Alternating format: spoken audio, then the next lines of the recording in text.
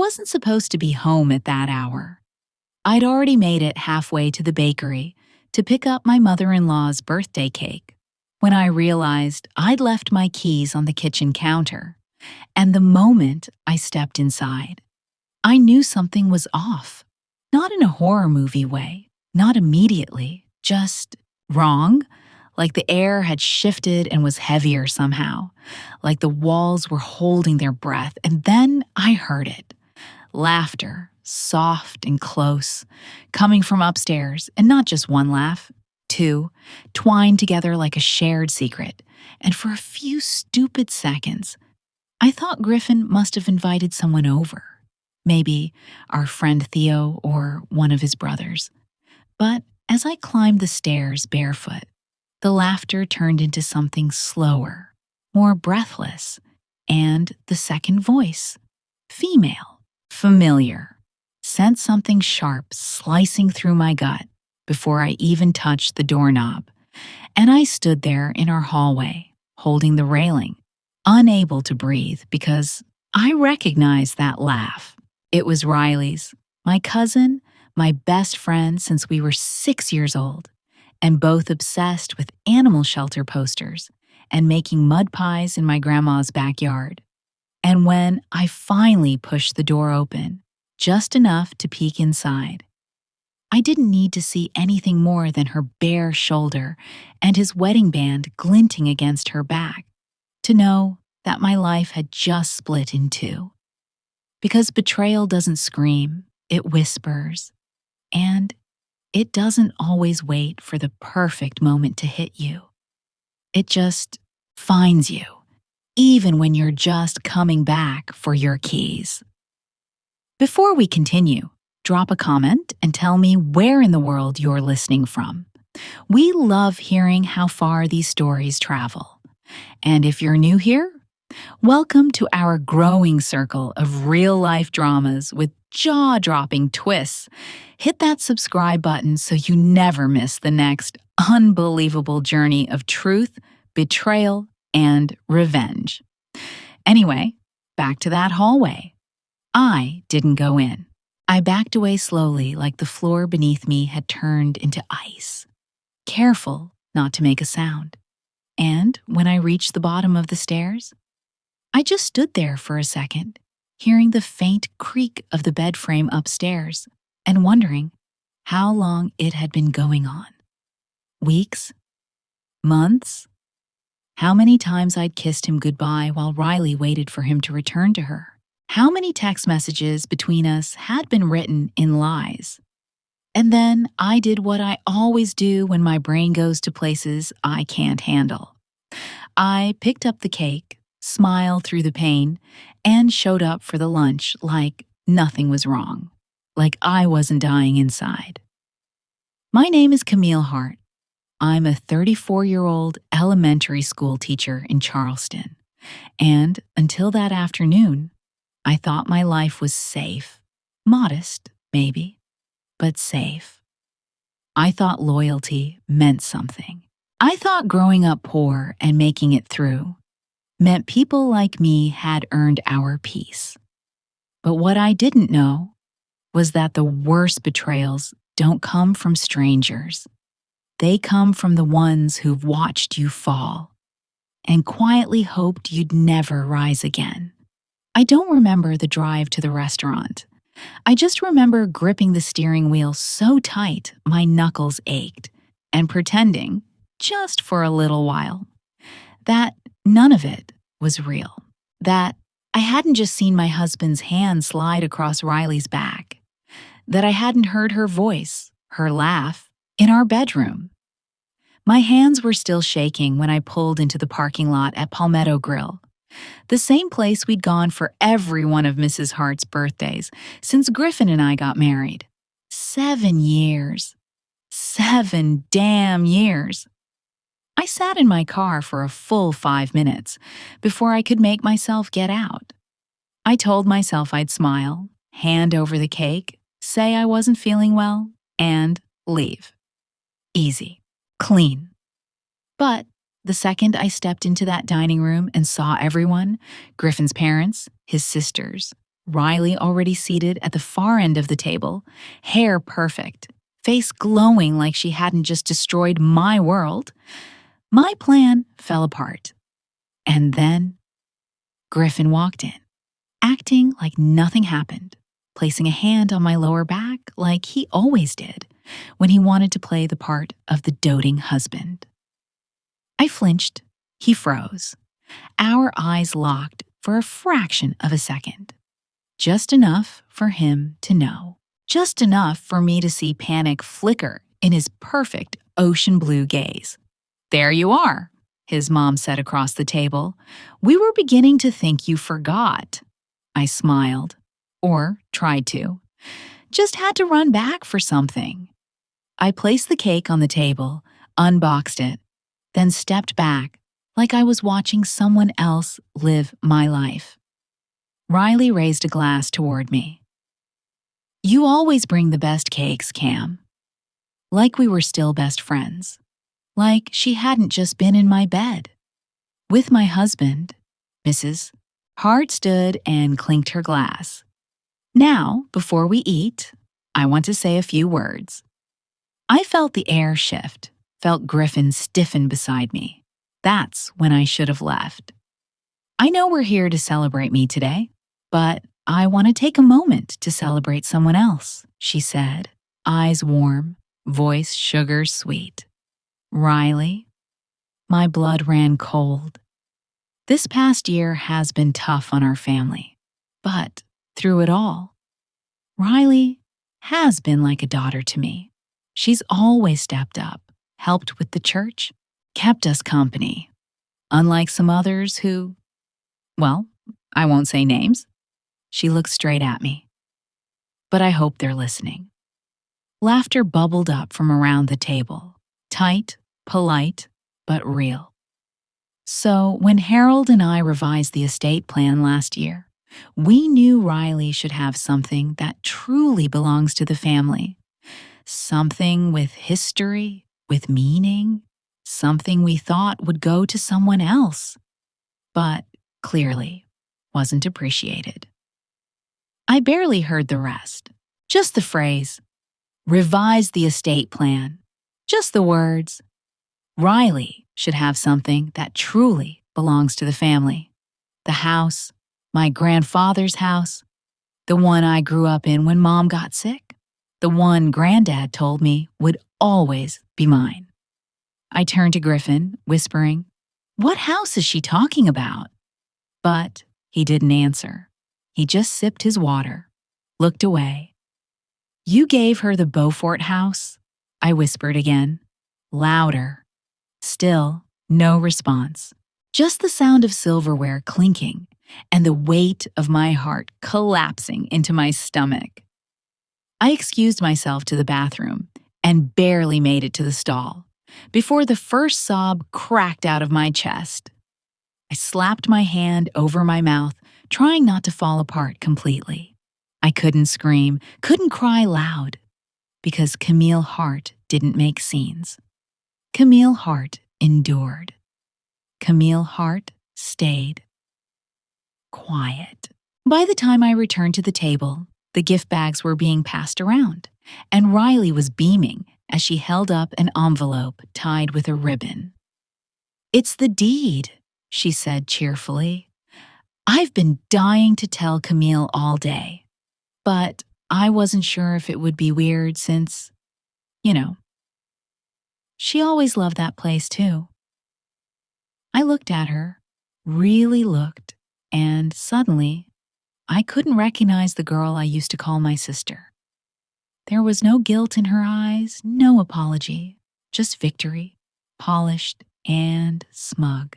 And then, in a soft voice only I could hear, she leaned in and said, "It's just a house, Cam. Don't be dramatic." I felt my fingernails dig into my palm. I left before dessert.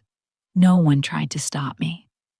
When I got home, I sat in the dark living room with the cake box still clutched in my hands. I didn't cry this time. I just sat there, still, like I was waiting for something, for the world to make sense again. for my brain to catch up to my life. Because in one single day, I had lost my husband, my home, my dignity, and the only person I ever considered family. Riley. I thought back to all the times I covered for her in high school, all the times I bailed her out of bad breakups, bad grades, bad moods, the time she told me I was too good for this family and too kind to belong to them. I used to laugh. I used to believe her. But now, I realize something else. Maybe she said those things not to build me up, but to make sure I never noticed when she started stealing everything I loved.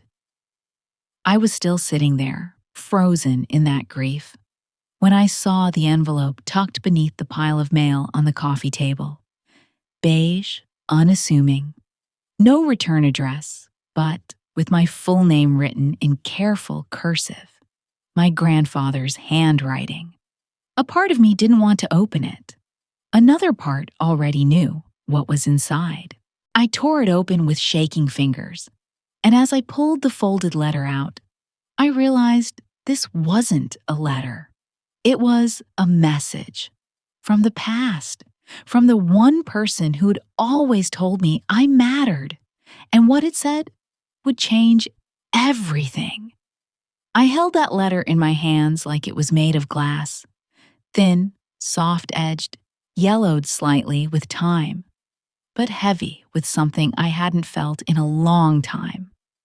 The weight of being believed. My grandfather's handwriting was shaky but unmistakable, and the very first line stopped my breath. If this finds you after I'm gone, it means I couldn't say it to your face.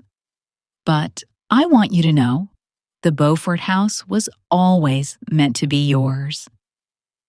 I read it again, slower this time, tracing each word like a map back to the truth. Your mother and I raised you in that home, and I see her in you more every day. I told Harold and Eileen my wishes were clear in the draft I signed in 21, but something changed after that. If you're reading this and you don't own that house, then someone lied to you. I didn't cry, not this time. There was no space left for tears, only heat.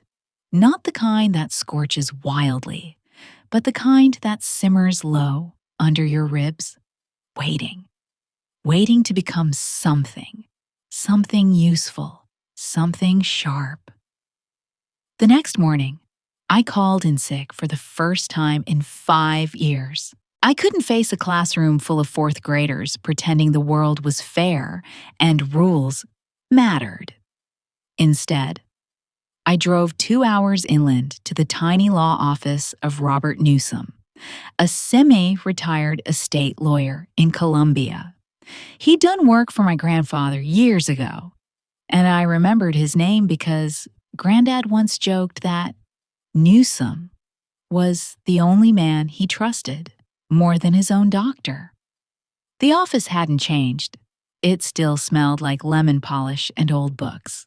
The receptionist was gone for lunch, but I spotted the nameplate on the open door and knocked gently. "Mr. Newsom," I said, "I'm Camille Hart, Emery Hart's granddaughter." The old man peered over his reading glasses. "You've got her eyes," he said, quietly, standing with some effort. "Come in." I handed him the letter, watched his expression shift as he read it. He didn't look surprised, just tired. "I remember this," he said finally. "Your grandfather was adamant about the house. Told me to put it in writing. I drafted the will myself. We even had a backup copy made. But then," he sighed. Then he called me a few months later, said the family wanted to make adjustments. Said his son-in-law would handle the new filings. "Harold?" I asked. "Griffin's dad?" Newsom nodded. He faxed over some documents. Didn't feel right. But Emery never followed up again. I assumed. He paused. I assumed it was his choice. What if it wasn't? I asked. What if someone pressured him? Newsom didn't answer, but his eyes narrowed. You'd need to prove that and find the original draft, the one I wrote. Do you still have it? I might. If it's still in the archives, it'd be filed under spring 2021. While he searched through dusty cabinets and boxes, I stepped outside to get air. And that's when I saw a familiar truck pull into the parking lot. It was old, silver, and covered in red dirt like it had driven straight from a Texas oil field. I blinked twice before I believed it. Wyatt, my brother. The same brother I hadn't seen in 6 years. The same brother who left after Mom's funeral and never came back. He stepped out like he'd been expecting me. News travels fast in this town, he said, rubbing the back of his neck. I heard about Riley and the house. I swallowed a sudden lump in my throat. How? Aunt Lou talks to everyone. She told me about the big surprise at Eileen's party. He paused. I knew they'd try something like this. I just didn't think they'd pull it off. Inside, Mr. Newsom found the draft. My grandfather's signature was clear.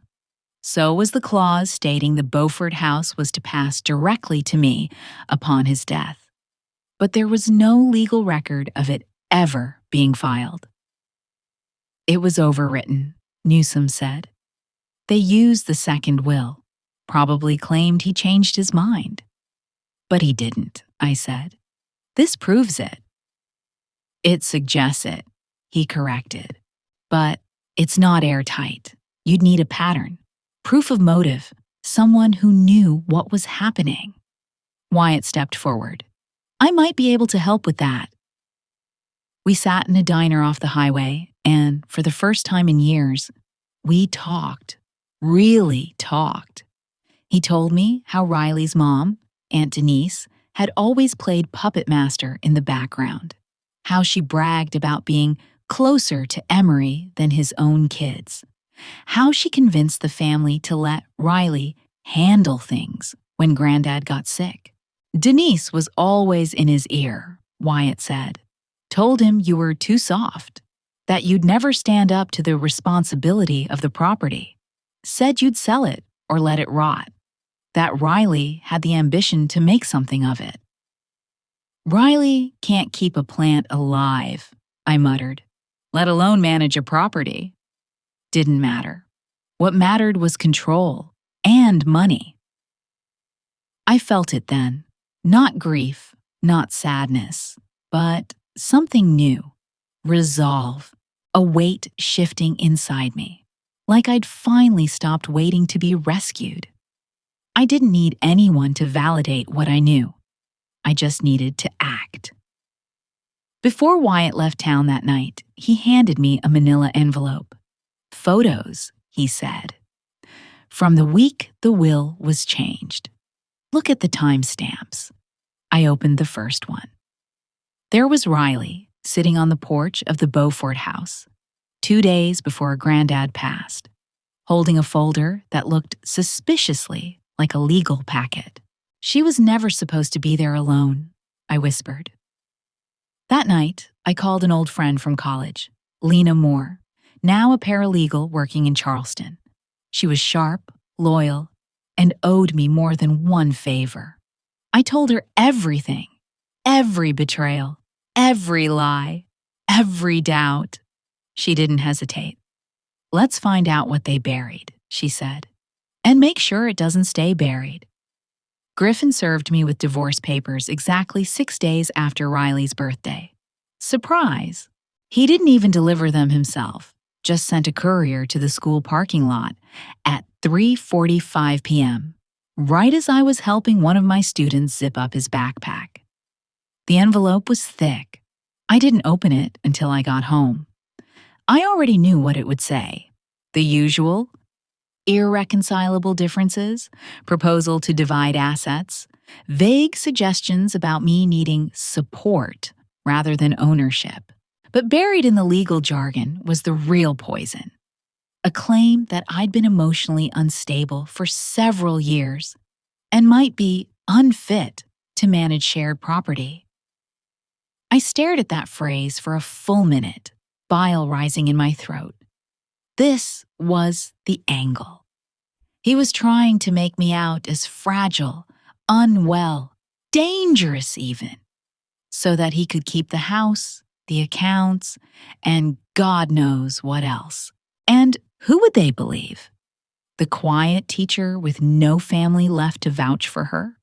Or the charming attorney with a mother who chaired the local Rotary Club and a mistress who posed as the golden girl of the family? I called Lena the second I read it.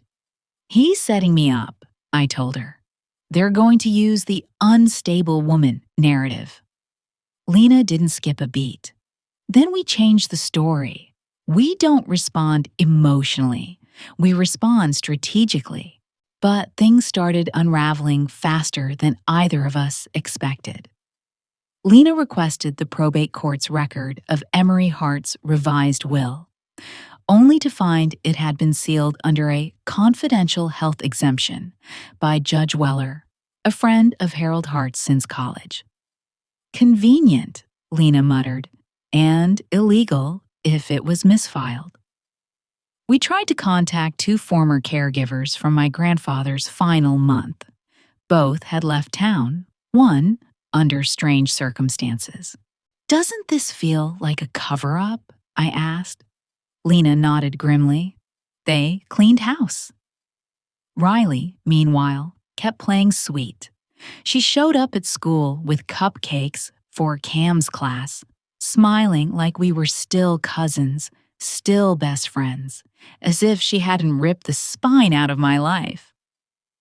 "Just wanted to show we're still family," she cooed, while I stood frozen, my hands clenched behind the desk. "Things get messy, but I still love you." I smiled, said nothing, but my chest felt like it was on fire. It all came to a head the following weekend, at a family mediation meeting Griffin requested. "Just to keep things civil," he said in a text. But when I walked into the conference room, it wasn't just Griffin. It was his parents, his aunt Denise, and Riley herself, seated like they were on a damn board of directors. "This isn't mediation," I said. "This is an ambush." "We just want what's best for everyone," Eileen said, her voice syrupy and tight. "Camille, sweetheart, dragging this into court will only hurt you." "I didn't drag anything," I said. "You gave away property that didn't belong to you and lied about a man who trusted you." "That house was never meant for you," Denise said flatly. "My father—" "Your father was senile," she snapped. "He didn't know what he was doing in those last few months. And if you think you can dig up old documents and paint yourself as some victim—" "He wasn't senile when he wrote me a letter," I said, pulling it from my purse. "He wasn't confused when he signed that first will. And if you think I'm going to let you erase him or me, you're underestimating the wrong woman." That night, I drove to the Beaufort house. It was technically Riley's now, but I still had the old key from my childhood, the one I wore on a chain when I was 10, and thought unlocking a door meant being part of something. I knew they'd changed the locks already, but I didn't come to get inside. I came to remember. I stood on the porch, staring at the place I used to believe was mine, and noticed something. An old storage bin in the side shed, half covered in dust. I pulled it open and saw tapes. VHS. My grandfather had a camcorder obsession. He used to record everything: Sunday dinners, fishing trips, even our spelling bee practices. Most of it was probably junk, but something told me to take them. I did. Back home, I borrowed a player from the school's AV closet and spent hours fast-forwarding through grainy footage. Birthday candles, broken piñatas, Riley crying over a scraped knee. But then, around 1 a.m., I found it. A recording from just 3 weeks before he died. The camera was pointed at his study wall at first, then tilted slightly. My grandfather's voice came through the static, clear, measured. If someone ever tells you I changed my mind about the house, Camille, don't believe them. I sat up straight. Your grandmother and I built that home together. It's yours. It was always going to be yours. I signed a paper, and then they came. There was silence, then a cough. Denise, Harold, they told me it was just a backup, just in case. I wasn't well. I didn't argue, but I regretted it. Every day. I paused the tape. My hands were trembling. This wasn't just a clue. This was a confession. The kind you don't leave behind unless you know someone's going to try to rewrite the story after you're gone. The kind that meant everything I was fighting for wasn't just about property. It was about truth, about honoring a man who, even in his final days, tried to protect me from the very people who claimed to love us both. I called Lena. I told her about the tape. She came over at dawn with gloves, plastic sleeves, and a portable scanner. "We make copies," she said, "and then we make noise." The mediation hearing was scheduled for Monday morning at 9 a.m., sharp, in a low-rise brick building on the corner of Middleton and Pine, just far enough from downtown Charleston that people like Griffin's family assumed no one respectable would ever pay attention. But I didn't care who watched. I wasn't showing up for appearances. I was showing up for war. Lena and I arrived early.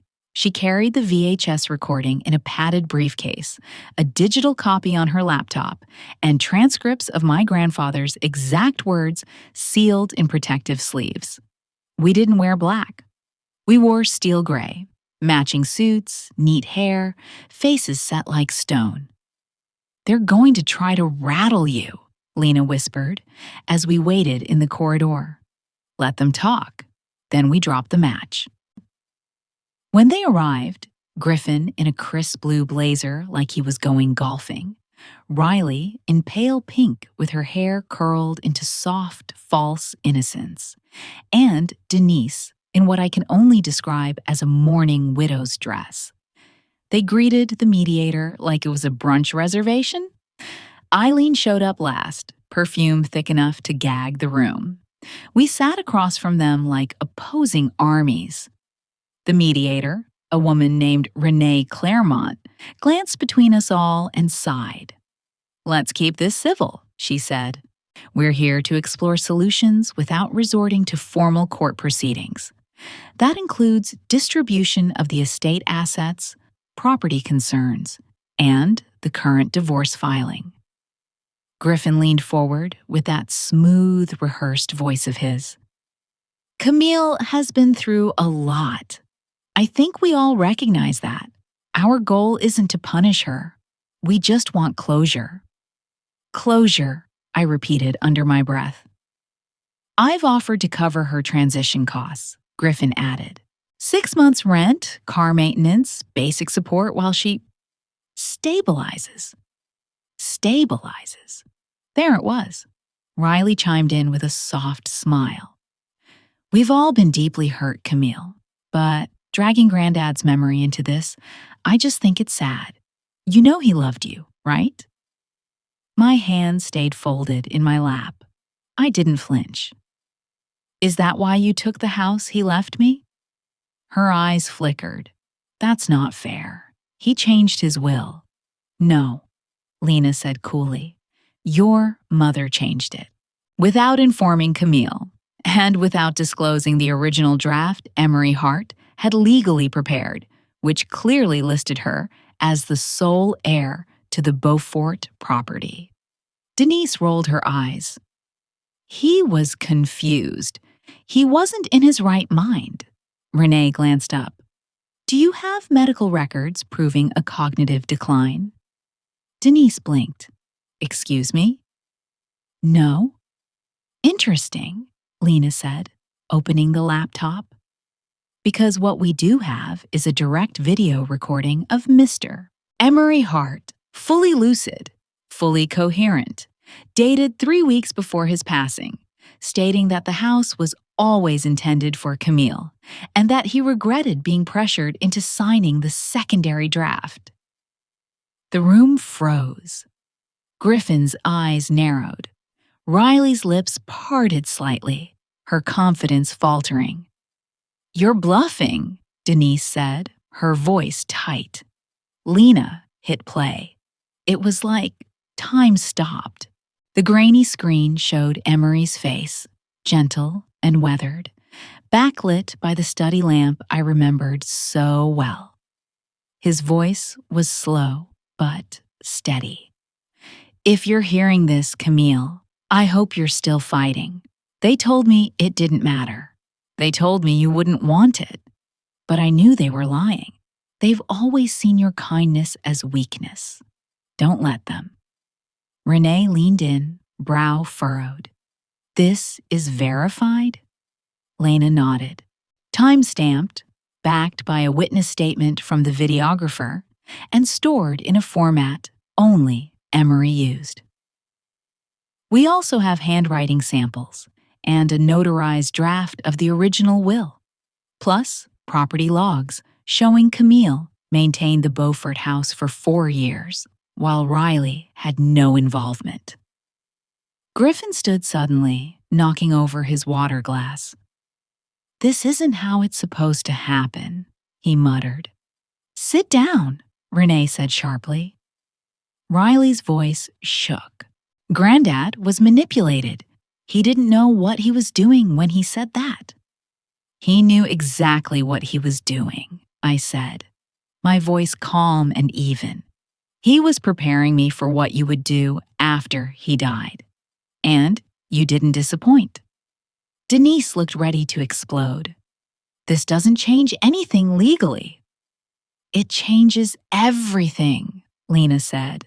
And if mediation doesn't result in immediate restoration of Camille's rightful property, we'll file a civil suit for fraud, coercion, and estate tampering. Your name, Denise, is listed in several document trails as the contact point for changes to the estate. You signed on behalf of your father while he was sedated. Would you like to explain that in front of a judge? The silence was thunderous. Eileen shifted uncomfortably. I think we need to take a break. No, I said. We're done taking breaks. We're done pretending. You tried to erase me. You tried to make me small and silent. But the truth is loud. And now, it's yours to live with. Renee cleared her throat. Effective immediately, mediation is suspended. I will be filing a formal report with the district court and a request for injunction on all estate property transfers until a legal review is completed. As we packed up, Griffin approached me, his voice hushed. Cam, you don't have to burn it all down. We could still fix this. I looked him dead in the eye.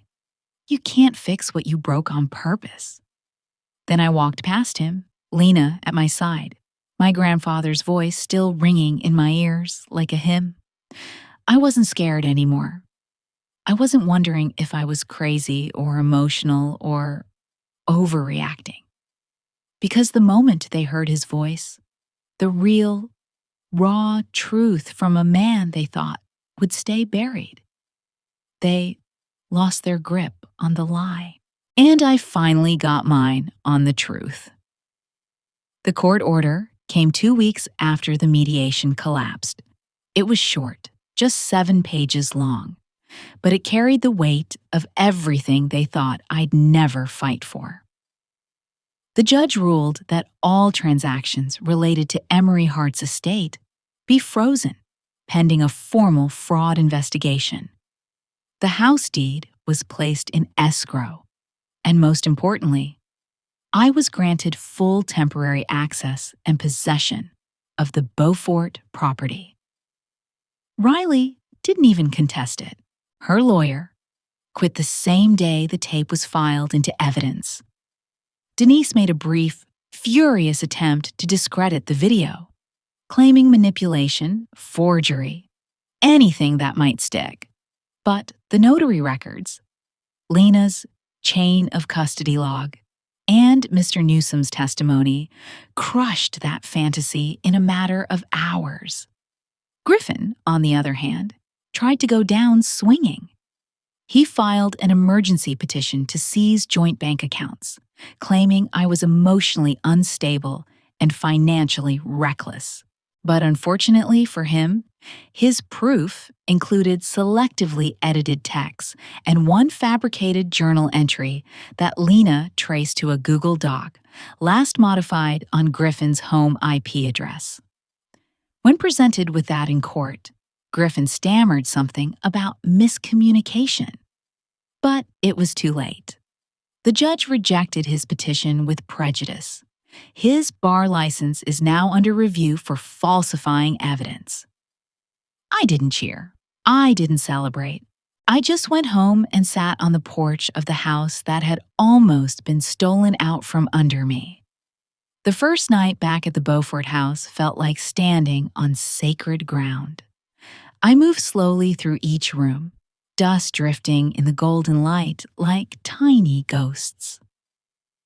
In the study, I found my grandfather's old sweater still hanging on the back of his chair. I hugged it to my chest and whispered, I kept my promise. Outside, the camellias were blooming. My grandmother planted them decades ago, and I hadn't seen them blossom since the year she died. I took that as a sign. Wyatt came by the next morning with coffee and 2 sets of work gloves. You ready to clean this place up? He asked. We spent the whole weekend hauling boxes, sorting keepsakes, and laughing at old family photos. For the first time in years, my brother wasn't a shadow. He was my ally, my anchor. I always knew you were the strong one, he said, unprompted, as we painted over the stained dining room wall. They underestimated you because you were quiet, but you never broke. You just waited. And he was right. I had waited. But not anymore. By the end of that month, Riley had moved to Atlanta. Word around town was she tried to start over, but couldn't outrun what people knew. Denise faded from the social circuit entirely, her name quietly removed from half a dozen charitable boards. The Harts went silent. Eileen stopped showing up to the Rotary luncheons. Griffin moved in with a friend in Columbia and stopped answering emails from his law firm. They suspended him indefinitely. Lena and I kept building the civil case, but I didn't do it to bleed them dry. I did it to make sure the next Camille Hart didn't have to fight the same way I did. We're suing for restitution and damages, but I told Lena, I don't want the money more than I want the truth documented and public. I changed my last name back to Camille Ward, my mother's maiden name. I reopened a small literacy center inside the front room of the Beaufort house. Granddad had always dreamed of making it a community space. Every Friday, we host free tutoring and weekend storytelling for kids who've never known stability. For women trying to leave controlling relationships. For quiet, tired souls like me. One evening, I was locking up when I saw a woman standing by the camellias, wiping her eyes. She said she used to work for my grandfather years ago. He always said you were the light in the house, she whispered. Said he was scared they'd dim it. I smiled. They tried, I said, but it burns brighter now. And I meant it, because in losing everything, I had finally become someone who knew how to protect something. Not just a house, but a legacy. And more than that, myself. A year later, I stood barefoot on the Beaufort porch with a mug of chamomile tea in my hands, the scent of jasmine creeping up from the side yard, and the sound of children's laughter drifting from the back lawn where the reading tent had just come down.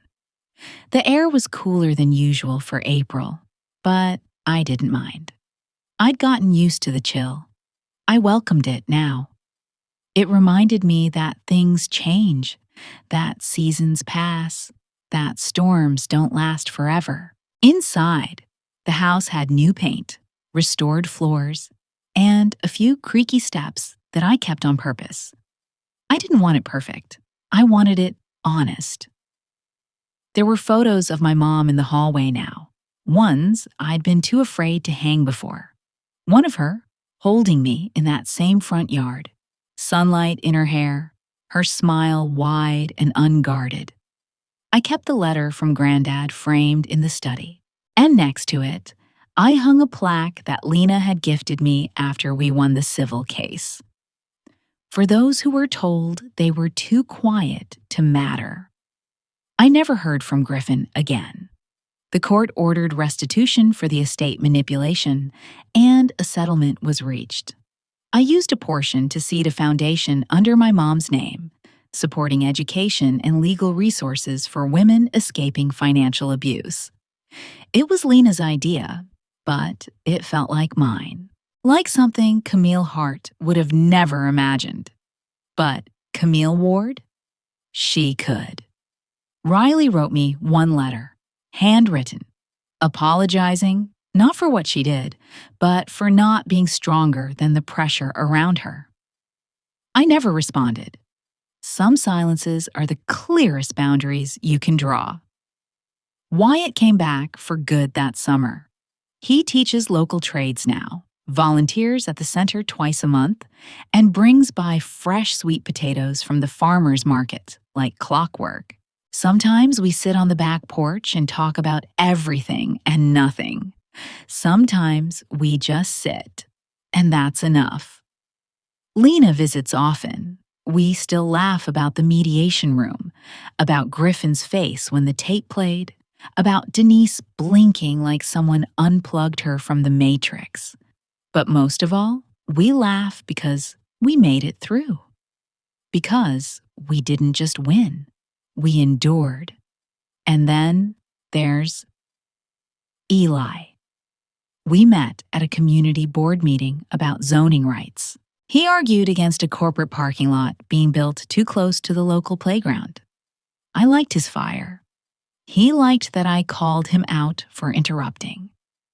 We went for coffee, then for hikes, then for long silences that didn't feel heavy. He's kind, patient. The first man I've met who doesn't look for ways to fix me, but just listens. I'm not rushing it. I'm not scared either. Last week, I pulled out an old camcorder from the closet and recorded something of my own.